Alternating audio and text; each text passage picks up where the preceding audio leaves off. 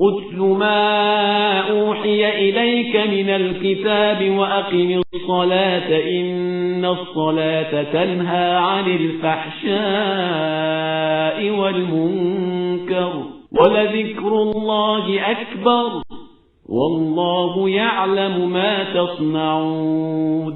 آپ جس کتاب کی آپ کی طرف وحی کی گئی ہے اسے پڑھ کر سنائیں اور نماز قائم کریں کہ نماز ہر برائی اور بدکاری سے روکنے والی ہے اور اللہ کا ذکر بہت بڑی شے ہے اور اللہ تمہارے کاروبار سے خوب باخبر ہے. بسم اللہ الرحمن الرحیم. الحمدللہ رب العالمین وصلی اللہ علی محمد وآلہ الطاہرین.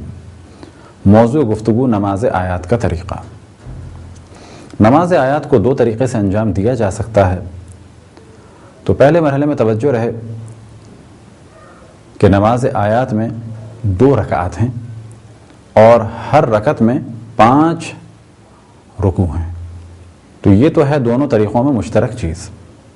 اب ایک طریقہ تو یہ ہے کہ نماز آیات کی نیت کر کے اللہ اکبر کہا جائے اور اس کے بعد ایک عدد سورہ حمد اور ایک چھوٹا سورہ پڑھا جائے اور اس کے بعد رکوع میں جائیں اور رکوع میں سبحان اللہ سبحان اللہ سبحان اللہ یا سبحان ربی العظیم و بحمدہ کہہ کے رکوع سے سیدھے ہوں اور پھر ایک دفعہ سورہ حمد اور ایک چھوٹا سورہ پڑھیں. پھر اس کے بعد رکوع میں جائیں سبحان اللہ سبحان اللہ سبحان اللہ یا ایک دفعہ سبحان ربی العظیم و بحمدہ. پھر اس کے بعد سیدھے کھڑے ہونے کے بعد ایک دفعہ سورہ حمد اور چھوٹا سورہ. پھر یہ تیسرا رکوع ہو گیا. رکوع کے ذکر کے بعد پھر کھڑے ہو جائیں اور پھر ایک دفعہ حمد اور ایک چھوٹا سورہ اور اب یہ چوتھا رکوع ہو جائے گا. پھر سیدھے کھڑے ہونے کے بعد ایک دفعہ سورہ حمد اور ایک چھوٹا سورہ پڑھنے کے بعد پھر رکوع میں جائیں. یہ ہو گئے 5 رکوع اور اس کے بعد سیدھے کھڑے ہونے کے بعد اللہ اکبر کہہ کے سجدے میں جائیں.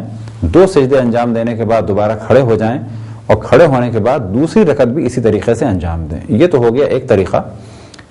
اور فرق یہ ہے کہ اس میں 5 دفعہ سورہ حمد پڑھنا ہوگی اور 5 دفعہ سورہ پڑھنے ہوں گے اور یہ ہے ذرا تفصیل سے اور بڑا طریقہ.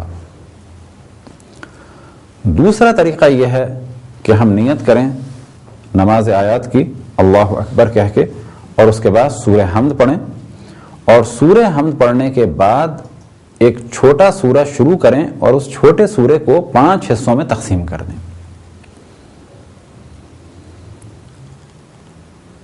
مثال کے طور پہ سورہ حمد پڑھی اور اس کے بعد کہا اور نیت کی ذہن میں رکھا کہ ہم اب سورہ توحید پڑھیں گے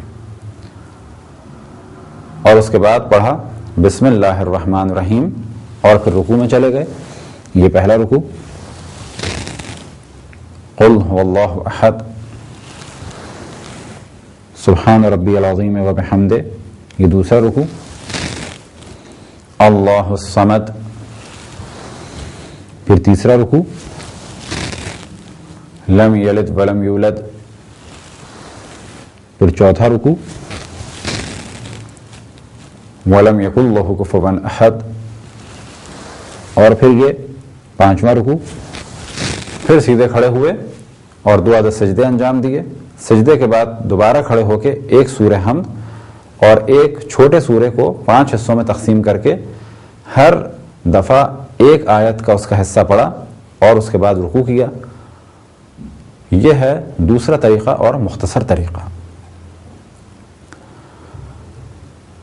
ہر دفعہ اللہ اکبر کہنا مستحب نہیں ہے، البتہ دوسرے رکوع کے بعد ایک دفعہ قنوت مستحب ہے، پھر چوتھے کے بعد، پھر چھٹے کے بعد اور پھر 8ویں کے بعد اور پھر 10ویں دفعہ.